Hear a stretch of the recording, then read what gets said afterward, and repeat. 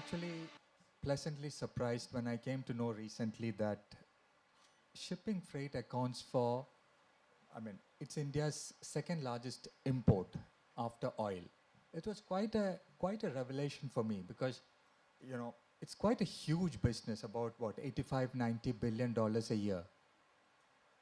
And of that, maybe about hardly 10% is, taken by Indian shipping companies. So it's a huge opportunity, and that's an economic reason.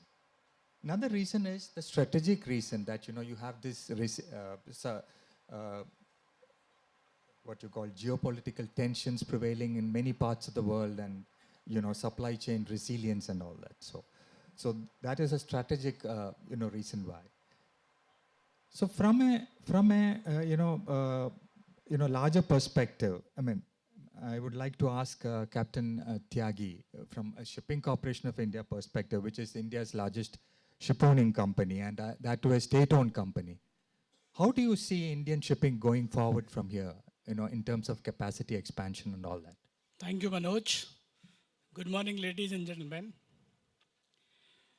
Manoj, this topic today, what we are discussing, is very, very relevant for all of us, especially from India as a strategic point of view.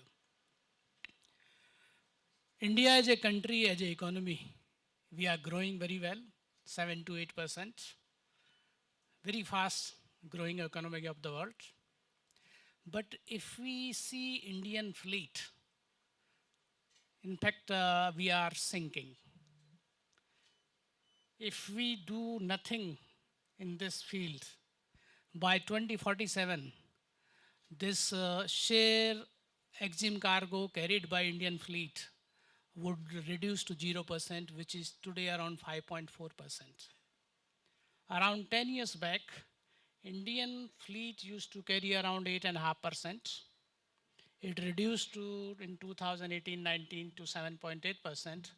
And 22-23 figure is, currently we are carrying only 5.4%.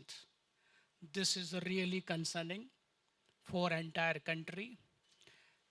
One way we are going up, and in terms of the fleet, it is really, really worrying for all of us as a country.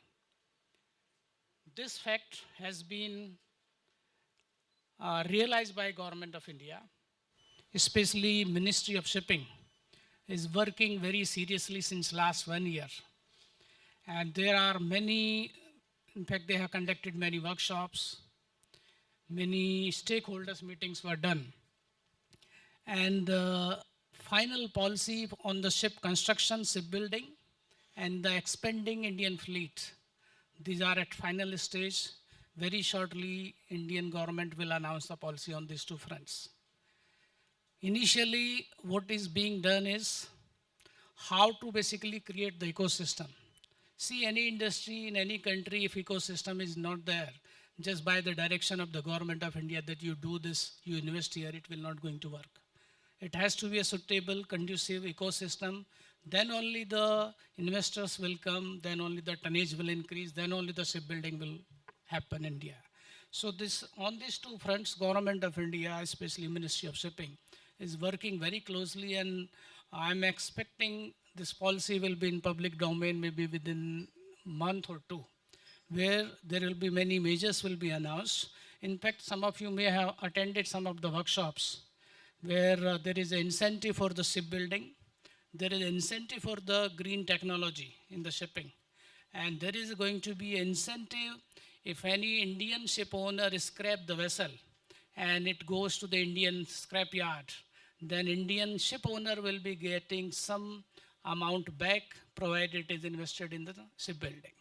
So Manoj, on this front, Government of India, number one, I can say with complete confidence, has realized this weakness of our industry, and measures are in place, and shipbuilding as well as the shipping tonnage on these two fronts, these are the high priority, which I can say these areas were neglected in many, many years.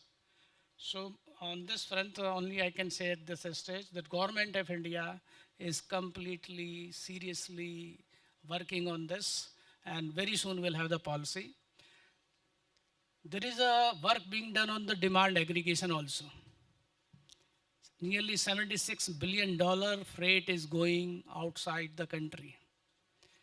Just imagine as a country, if so much amount remains within the Indian economy, Indian vessels carry so much cargo, how much will be the further employment within India? Ancillary industries will come up, supply of stores, agency, port terminals. Another target of government of India, all you know, today we have around 12% of seafarers, which by 2030 target is it should be 20%. And by 2047, definitely it will be much higher. Today, because Indian fleet is not there of that size, so training berths are not available.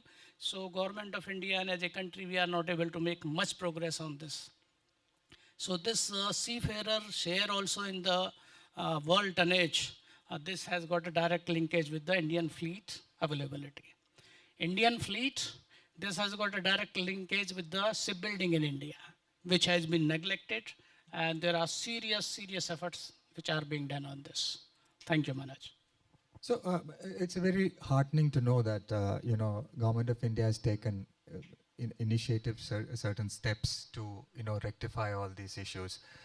Now, as somebody who has recently entered the Indian shipping industry, Captain Alok, I would like to ask you, what do you think are some of the challenges that is holding back the expansion of Indian tonnage, from your perspective, from whatever experience that you've had so far?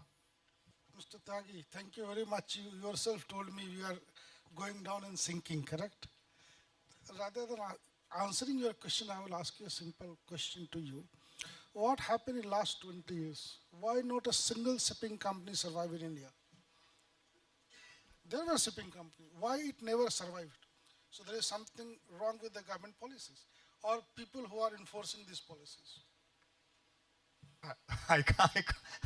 So basically what I'm saying, roadblocks are so much that I have list, Manoj, I have written list, but I don't know how many people who are actually in shipping here, who understand the shipping, how it operates. They make rules and regulations, and the people who are making rules and regulations, they are not on the grounds. So it is being copy pasted from somewhere, and the people who are implementing, they do not know how to implement this.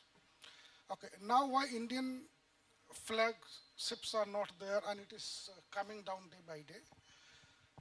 It's a very capital intensive business. One ship costs you $30 million, $40 million. Okay? It's not buying a bus and truck. Who will provide the capital? Does any Indian bank has got a shipping team? Nobody. The bank who is financing, the financing guy does not know it is called certificate or registry. They think it's an RC book for a car. The person who does not know how is going to finance you $200 billion. First thing. Business is done to make money. Ships are bought by some individual who is there to make money. He is not building ships to put his wife name or daughter name. He is making ships only to make money. The whole purpose when a ship is built, during the tenure of the ship life, the owner will make money. Till the time Government of India, policy maker, the people who are sitting in DG, I have my friend here, MMD understand, the owner buys a ship, register a ship only to make money. Till the time government officials keep thinking the ship is made for that you make a regulation and make DG Shipping Act and blah blah, not. Till the time they are not business friendly, Indian registry of ships is never going to increase. So two important things, money has to come on the table. Government of India wants Indian ships to come up. Are they putting a single dollar on the table? What they are doing? The incentive for ships is for last 6 years, correct? Each year 1% goes down. Now this rate is 14%. How many ships are built? You are giving incentive. I should have money to put there to get the incentivized. What government of India should say, like they say put X amount of money for SME. What they can't say to the, at least PSU, put 2% of your worth on the shipping. If they are forced to finance the ships, they will build the shipping team. I tell you, Indians are everywhere. You go Antwerp, you go Athens shipping, have you go China, you go Hong Kong, you go Singapore. There is not a single shipping company where the Indians are not there. That means we have the talent. In the world, I tell you, how many ships are directly, indirectly owned by Indians, either by fund or direct ship owners? Why all Indians not registering the ships in India? Infrastructure is never developed here. But anyway, I tell you, I'm not here to make regulations here. These are the basic problem. Government has to put money on the table, push the bank to finance. Regulations has to be eased off, and they should become business friendly. Because people who are going to give you certificate, he thinks it's not my baby if your vessel is standing there for a month. Doesn't make a difference. And one more suggestion I tell you is by example, I not tell you how to do it. 10 years back, getting a passport, if you are connected to somebody in passport office, you get in 2 days. Find a babu in the passport office, or there used to be agents like dalal, middle dalal, lower dalal, correct? Today, it is outsourced. Any simple man, a bhaji wala can go and get his passport in 2 days. It is given to Tata Consultancy. Why we can't do this with the shipping, for the registry, for the certification issuance? Put it to a maybe Tata Consultancy, you see how smooth it becomes. Visa processing for all the countries, who is doing? VFS, correct? So VFS can give you a visa, he is doing all the screening, everything. Why you can't do it with the Indian ships? You do it and you see the number of ships coming to India. Thank you. That's a very interesting observation, okay? That's a very interesting observation, you know. So we have with us, Mr. Ranjan from the... You said it very rightly. See, the bottom line is ecosystem. If there is an ecosystem conducive for the business in any sector, it will happen. Otherwise, it will not happen. If government of India puts the money, dollar on my table, do it, it will not sustain. I may purchase one day. It will not sustain. It will not help the basic cause. Why this? There is no investment in this. Why the Indian flags are not increasing? There are clear-cut few reasons. One is financing for this. We get the Indian ship owners, period of the finance is only 6 to 8 years. Indian government is trying to give the infra status for the sector. And this is at an advanced stage. I'm sure once this is approved by government of India, this will help the sector. Further, tax component is a major deterrent if we compare Indian flag versus foreign flags. Vessels which are registered in some of the localities, zero tax. As a ship owner, as a CI, when we compete in the international market for any cargo, we are at a disadvantage in terms just because of the taxing, because of 18 to 20%. And so much margin is not there in the shipping business. We as a CI, government of India, we have to do, but private owners cannot tolerate this, cannot absorb so much. So these are some of the factors which need to be addressed. And again, I'm repeating this, government of India, our ministry is working on this seriously. DG is also involved in this. One of the very key steps which is already taken, Gift City, is a solution towards this. Today I met the chairman of the Gift City, and we had a good 15-20 minute discussion, and these all are in his list. How to increase Indian tonnage also is one of the priority. Thank you. Let me bring Mr. Mishra into the discussion. So you are representing the Indian Register of Shipping. It's a ship classification society, and you work in different jurisdictions and all that. How is India different in terms of financial, technical, regulatory perspectives from those countries? And do you think some of those best practices can be incorporated into the Indian context to expand tonnage? Okay, good morning to all of you. First I'd like to correct one or two figures what has been stated earlier. See, Indian tonnage owned by basically Indian person, Indian origin person. That is investment, if you look at it in India, that is 43%, and which is like any other country. They don't register, even Greece ship owner, they don't register all the vessel with the Greece flag. maximum registration happens in Singapore, that is 46%, and India is 43%. Having said that, now I'll come back to your question. See, I mean, if you look at the regulation, as Captain Tyagi has pointed out, financial thing is there has to be separate desk to deal with shipping finance, and there has to be long-term loan. In India, long-term loan is not available. Secondly, interest rate. Interest rate is very high. It should be in the range of 5%. It is, I mean, if you see Japan and all, it is in the range of 4 to 5%. And thirdly, I mean, there has to be tax benefits. So these are with respect to finance. If you talk about regulation, regulation has to be business friendly. And even issuance of registry certificate or any certification, that should be effective and efficient. Many registry you'll see they can give registry within a day. But in our system, we give authorization to RO for registry, and that also time bound. It is just 1 week is given. And if suppose registry does not happen in that week, you have to go for second authorization. Then ships gets verified, and then provisional registry gets issued. So from regulatory aspect, this thing needs to be eased up, and it has to be more business friendly. As far as technical is concerned, I mean, all those countries, they have very advanced shipbuilding and repair infrastructure. So anything is you need, new type of vessel or green vessel, they have design company, they have ecosystem, they can do it faster. Same way repair also, all our shipyards, basically they are busy with the Navy orders. So for repair also they have to take it over, outside yards. And they have good R&D. R&D is very strong. So that now biggest hurdle for addition of tonnage is market uncertainty. Like last, if I remember, SCI and Great Eastern, they have added tonnage in year 12 and 13, the new tonnage. The reason being, because of the IMO regulation on environment and reduction of GHG emission, 20% GHG emission should be done by 2030. 70% GHG emission from international shipping has to be achieved by 2040. And net zero had to be achieved by 2050. So it's a very stiff target. The vessel cannot run on fossil fuel. It has to be alternate fuel.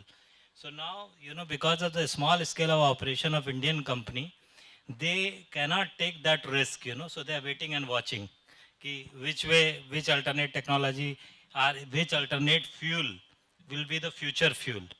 So that's why they are not investing in tonnage. And as far as legal aspect is there, see, they have very strong and stable legal rules. There are very strong IPR rights, and basically dispute resolution, etc. also is very strong in those countries. So these are the main reasons. If we, basically create, shipbuilding yards, if you create financial institute which can provide long-term loan, and which we create basically ecosystem for shipbuilding yard to help in basically building new ship, etc. And we should have robust legal system and easy basically dispute resolution system. And as he has stated, like Indian company, it has to be manned by only Indians. Now, in between there 2% can be other than Indian origin. And because of manning only by Indian, and manning requirements are such that it is Indian flag vessel manning is 15 to 30% more than foreign flag vessel. And over and above, if you look at regulatory aspect, especially most of the company, they follow tonnage tax principle. In tonnage tax, to qualify for tonnage tax, you should have a training establishment. So company has to spend additional on training also.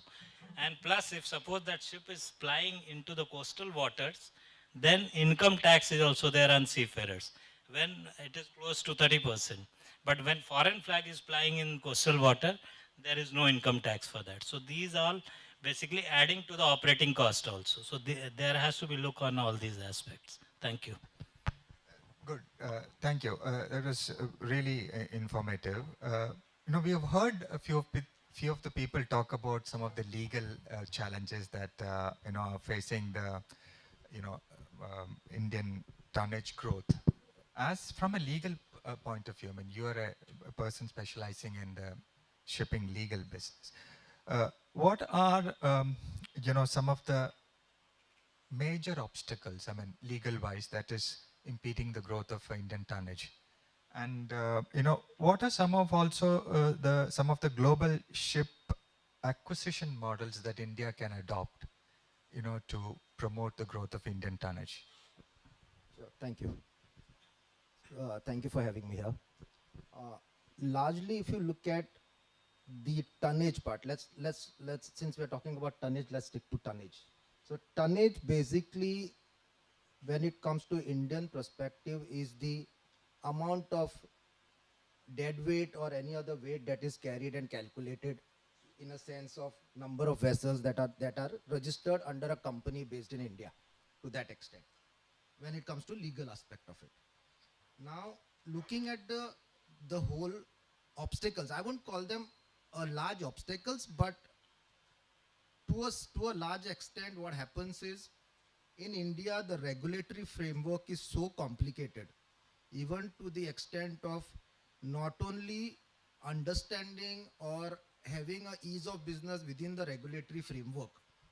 At the same time, the length of that whole regulatory framework from starting to decide to set up a company to having the flagging done takes about good 2.5 months, which is much longer, because I actually sat down and calculated day by day basis, not only outside the gift city, but inside the gift city, it takes about at least two and a quarter month, which is a very, very long period compared to the global scenario, which is less than a month or even lesser at certain places.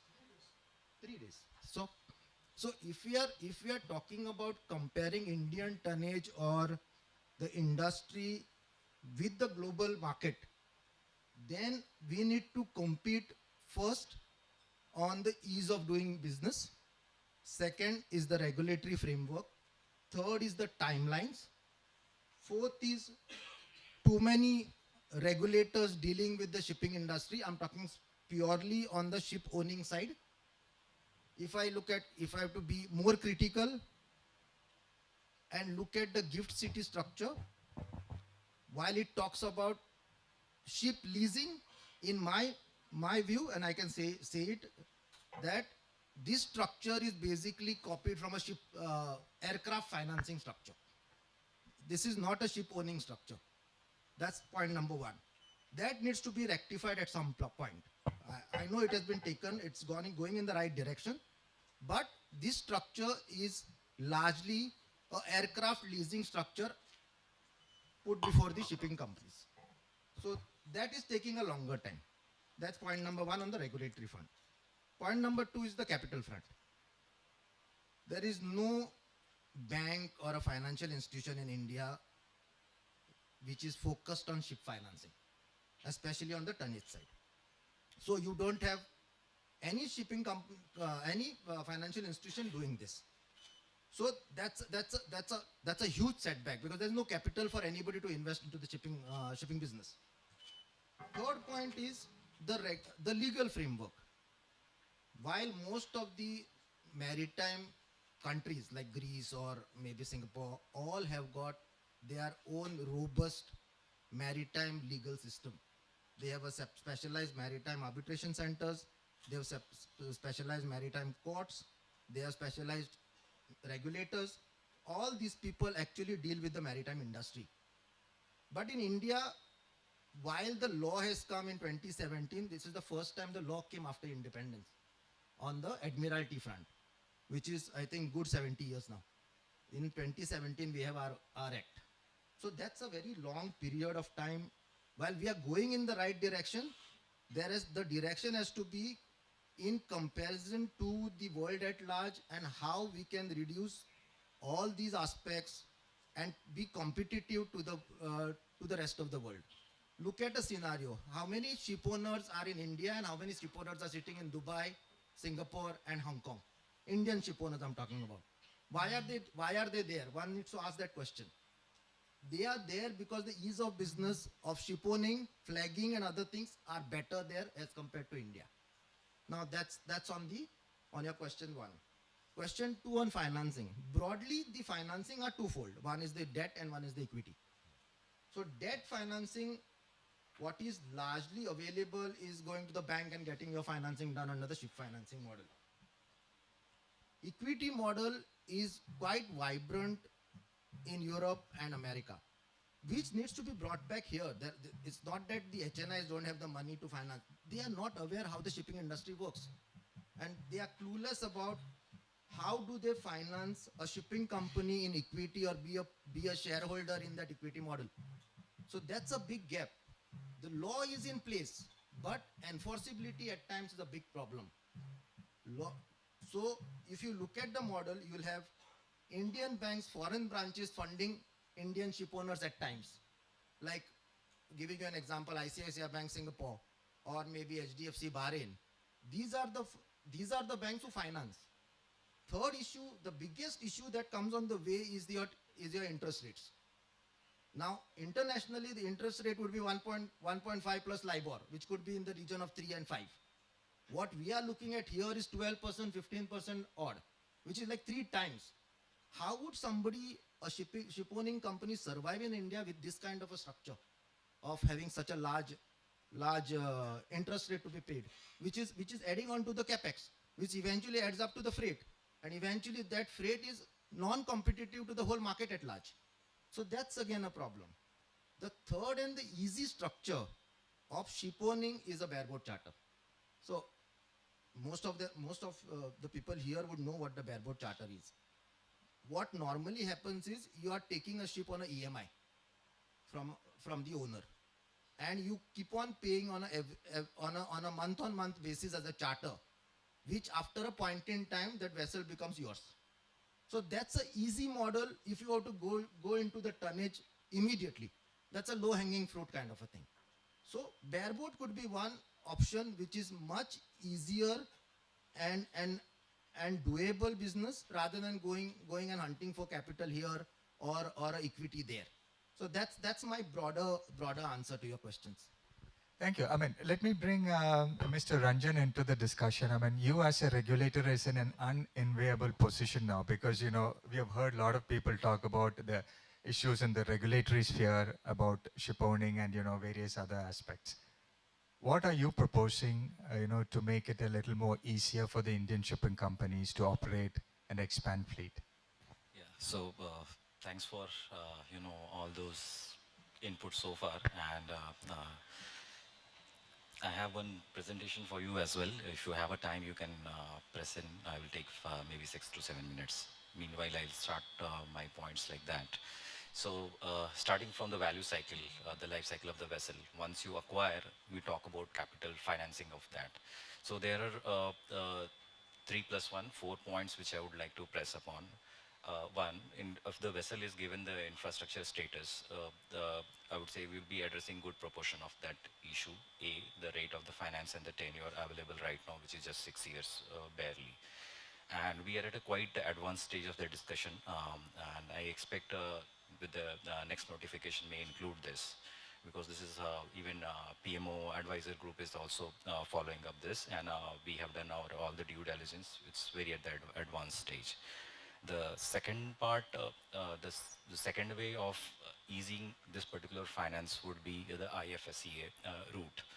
The third point would be we work towards the bareboat charter model. So where we have a kind of MOU with a responsible flag like Singapore, where the transparency and accountability is very reliable for the country like India, we can go with this bareboat charter come demise mode, where the financing part can be addressed from the first registry. And what I'm talking about, concept of dual registry, in a way that one goes dormant, another is active, and we share the book of mortgages with each other. We know, so that ensures that there's no over leveraging on the asset. These are the 3 points. Plus one, or why I say plus one, considering we means the Indian shipping looking at the GHG emission norms, we need to reduce our emissions. What next? Which technology next? So giving it little clearer direction, what we have mooted to have an interest subvention scheme when an Indian shipping company buys or orders for a green technology vessels. So for that, for a certain period of time, for the certain percentage of the capital borrowed for the vessel acquisition, we can subvent that. So this way we are doing both the things. We are promoting the tonnage as well. We are promoting the green tonnage. We are trying to aim, to meet that emission norms guideline as well. So this is right now the proposal stage, means discussion stage within our ministry and within our think tank group, which we have Navik cell. Mr. Tyagi is also the coordinator and the lead person of that particular group, bringing the first-hand experience.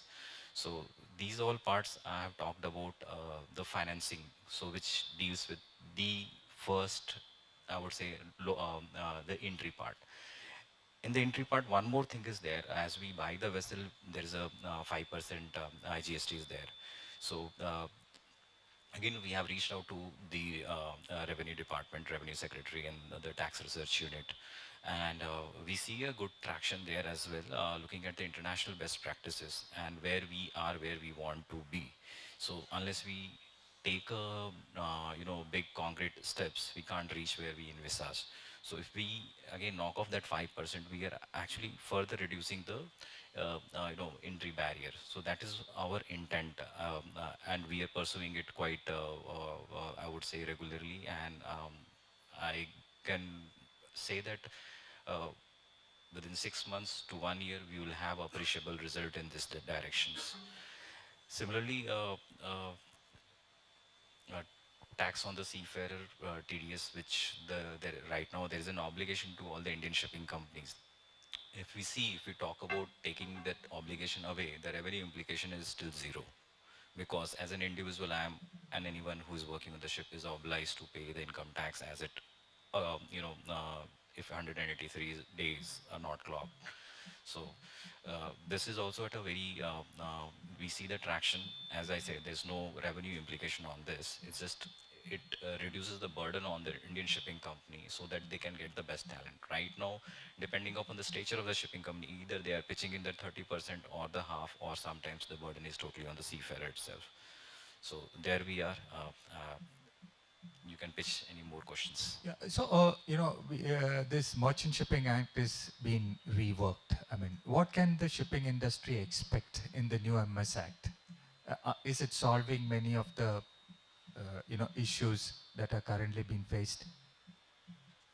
Yeah, as I said, this new MS bill would streamline the BBCD route, which right now, what I said, we would be working with one-to-one country. There it opens it up for any country we can reach out to and have that MOU and go ahead with this, even the dual registry concept within the act itself that enables. So that is one big thing which it can do. Of course, right now on certain vessels which are not having the propulsion, they could be high value asset as well, whether it is jack-up rigs or drill ships like that. So that can also be registered under the MS Act, and once they are registered under the MS Act, they can get the benefit of the tonnage tax regime. So right now, if they are registered under the CB Act, they don't get the benefit of the tonnage tax regime. So that is another benefit they would be getting it. So another very contentious issue is the sections 406 and 407 of the MS Act. Are you planning something, any reforms on that? Because there is always a demand from the industry to dilute that, you know. So I will split that particular issue in two parts, not per se the section wise.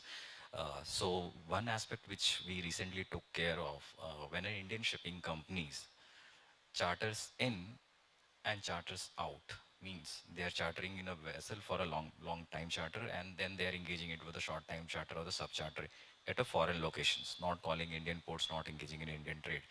We see uh, this relaxation, we had put out the notification for the stakeholder consultation. We received lots of comments as well.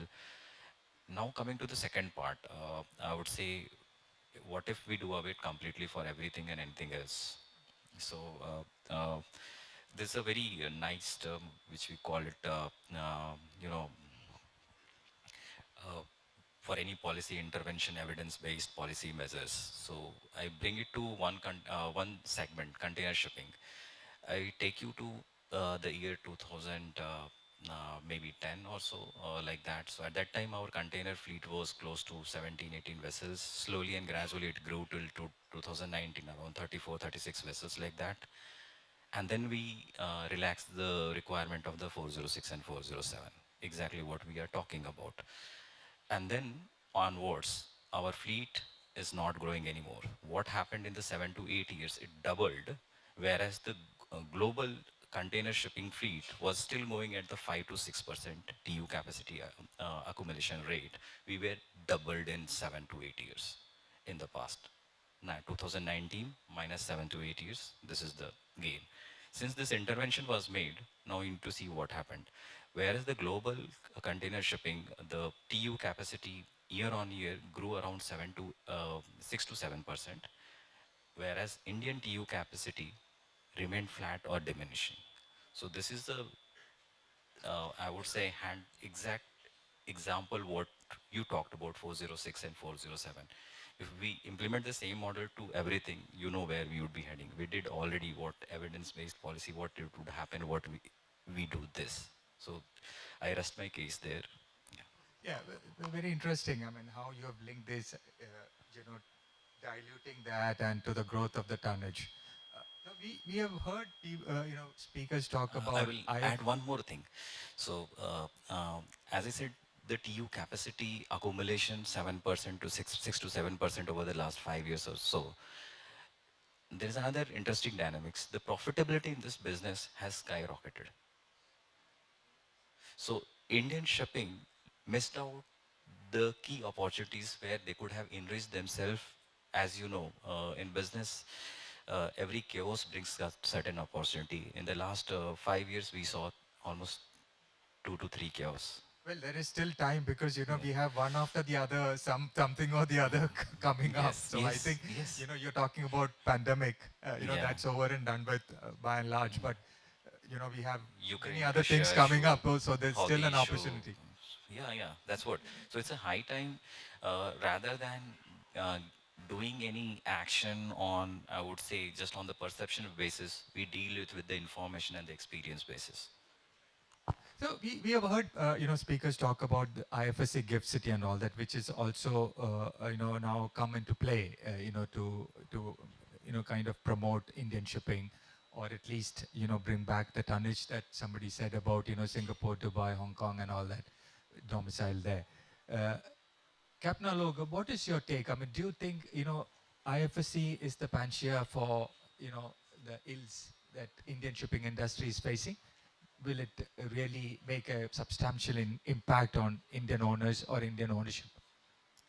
It can make. I have been meeting people from IFSC.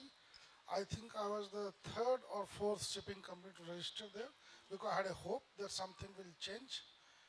But till the time the regulation for ship registry, operations, mortgage, all those things remain on land, and the same people are there, you cannot see the change. If IFSC want to do something great, let them set up their own unit, pick and choose people who are forward looking, not babugiri, what we call in India, you will grow. If you want to have the same thing what is happening here, you will never grow. Please understand the number of people sitting here on the stage and outside. The pain of a guy who puts money on the table, till the time you don't understand why he is putting money on the table, you cannot grow. It's a capitalist society. We are not socialist. We are not, I don't want to say this, but business is done to make money. You understand, I own ships in almost all kind of flag, Marshall Island, Panama, Bahama, Liberia, India, okay? The ease of doing business. When I put in money and I know this will happen today, it will happen today. Can Government of India, means the regulatory authority, I tell you for example, you buy a ship, the financer could be sitting in US, his lawyer could be sitting in London, the new financer sitting in Greece, buyer sitting in India, seller sitting in China, their escrow agent sitting in Hong Kong, last flag was Singapore, new flag is Marshall Island, there are 16 jurisdictions happening. in 2 hours. Now look at the time zone. Who calls the shot? The guy who puts the money.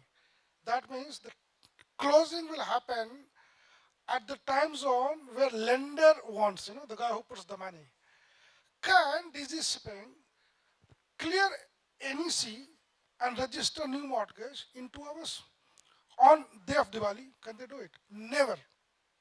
You understand cost of standing a ship per day is 25 to 30 lakh rupees.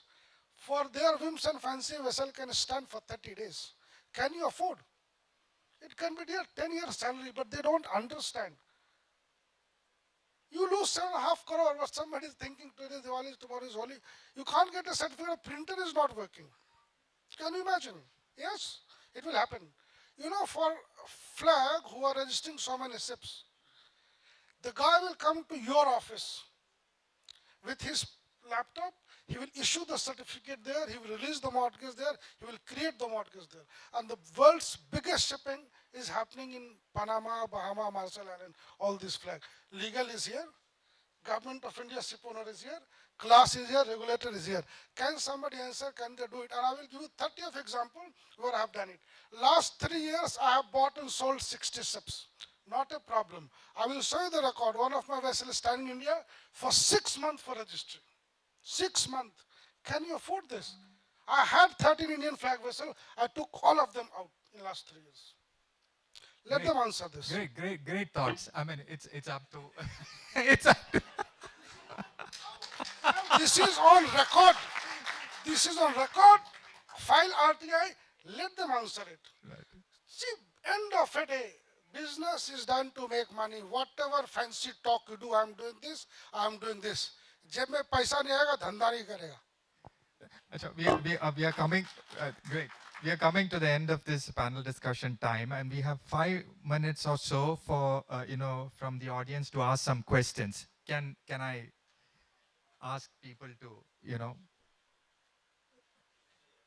come on, ask. I mean, it's an interesting panel that you have, Very interesting discussions, very candid discussions. Thank you, guys. I am Rakesh Khontia from International Seaport Dredging, Deme Group. When I was hearing all this, see, we are a dredging company. We own a dredger, Indian flag dredger. We certainly have ambitions to bring more dredgers to Indian flag. One of the challenges that we are facing, and I don't know whether that also exists in your industry really, that if an Indian flag vessel has to go to a foreign port for working, apparently you need a GR waiver which has to be apparently issued by RBI, which takes 6 weeks. So think that today we get a contract and we have to go tomorrow or in a week's time to work in Colombo or in Singapore or wherever. We cannot go and the ship has to stay idle here for 6 weeks. And for that reason, we are hesitating to bring more ships into Indian flag. Maybe somebody can assist us in this matter. That's all. Take up this matter. I tell you there are 2 ways. One, we are doing on the regulation part itself. There was a consultation done by the RBI on this GR waiver issue, and we supported your cause fully. We said that where the value you need to write, of course, since they don't have the provision of the exemption in this new proposal, we said you would accept 0 value for the entire ships, whether it is cargo carrying ships or whether it is tug or the dredger. So that would address your problem for all, once for all. And meanwhile, any issue like this is happening, what you're saying 6 weeks, reach out to me. It would be done within few days. Yeah. Sure, thank you. Do you know what kind of master employ in your vessel? When you are going to foreign trade, the master which you will have to employ has to be a foreign going master. And tell you, a small tug which is 30 meter going from here to Fujairah, it's a 4-day sailing, under Indian flag, because it is going foreign, they want foreign crew, means foreign going master, foreign going chief engineer. The cost of crewing will be about $4,500 per day, and earning for that vessel will be $2,500. So all the flag will allow you to put normal crew, but DG Shipping would say, employ a foreign going master. Sir, you are SCI. Can you afford Or can you put a foreign going dry bulk mast on a 30-meter tug, and who will join that vessel? I think there's going to be a great chat on the stage. Yes, sir. Please contribute, Mr. Tyagi. Thank you, Alok. I want to thank you personally that you have expressed the pain of ship owners and you have targeted regulator very rightly. So I join you in this discussion. I can't express very openly, but you have expressed on behalf of all ship owners. But I am confident and I am optimistic. We have been, if we say there has been pain continuously, the problem is identified and things are being done. This I can assure you, because I am involved in a lot of discussions with the DG also, our ministry also. And these things, as SCI, we can afford probably this $4,500. You mentioned about the standing cost. Today, if you take any gas carrier on $40,000-$50,000 a day.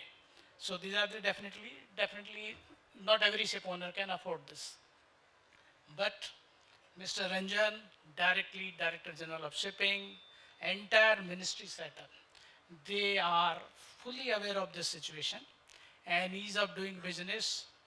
Things are moving and definitely you will see some results. It cannot happen in one day or 1 week or 1 month, but there is a will and it will happen. This I can assure you.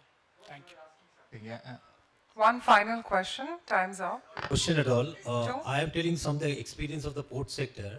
We had similar kind of situation before the Sagarmala and the BCG was brought in to improve efficiency of the ports and all. So what I suggest is you should think instead of doing the inside to outside, all the officers thinking. Same time the port officers, we all were telling that we will not be able to increase the tonnage with these. I think you need a outside to inside view now, appointing a consultant like BCGs and the ease of doing business like what TCS has done. So that kind of thought I think should be appreciated so that you know what happens when you are inside the box, you are already thinking this is my heaven, okay, not more than that. But when a person comes from outside, the best practices and benchmarking to the best in the world, the thinking and the horizon broadens. Same thing happened in the port sector. I think the shipping sector needs that. Please go ahead, sir.